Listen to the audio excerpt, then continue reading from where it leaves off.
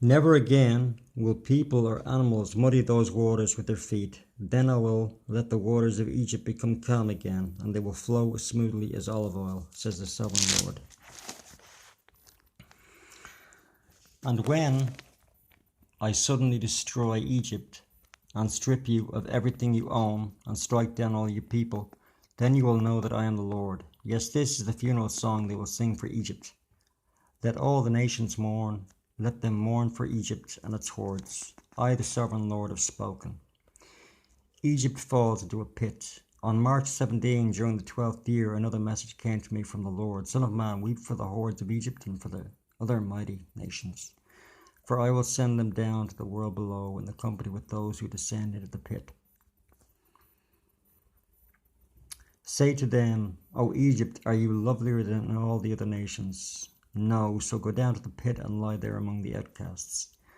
The Egyptians will fall with the many who have died by the sword, for the sword is drawn against them.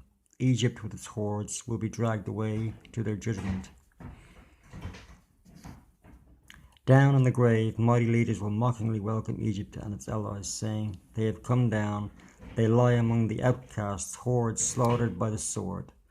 Assyria lies there surrounded by the grave of its armies, those who were slaughtered by the sword. Their graves are in the depths of the pit, and they are surrounded by their allies.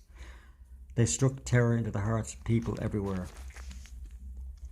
But now they have been slaughtered by the sword. Elam lies there surrounded by those graves of all its hordes, those who were slaughtered by the sword. They struck terror into the hearts of people everywhere. But now they have descended as outcasts to the world below. Now they lie in the pit and share the shame of those who have gone before them. They have a resting place among the slaughtered, surrounded by the graves of all their hordes. Yes, they terrorized the nations while they lived, but now they lie in shame with others in the pit, all of them outcasts, slaughtered by the sword. Meshech and Tubal are there, surrounded by the graves of all their hordes.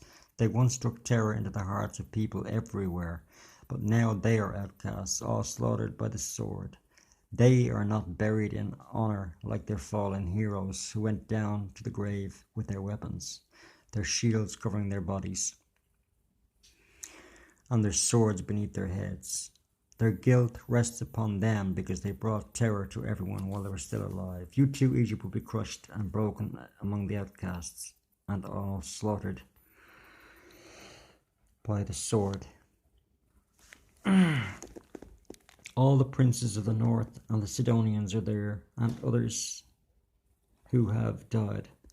Edom is there with its kings and princes. Mighty as they were, they also lie among those slaughtered by the sword, with the outcasts who have gone down before to the pit. Once a terror, they have been put to shame. They lie there as outcasts with others who were slaughtered by the sword.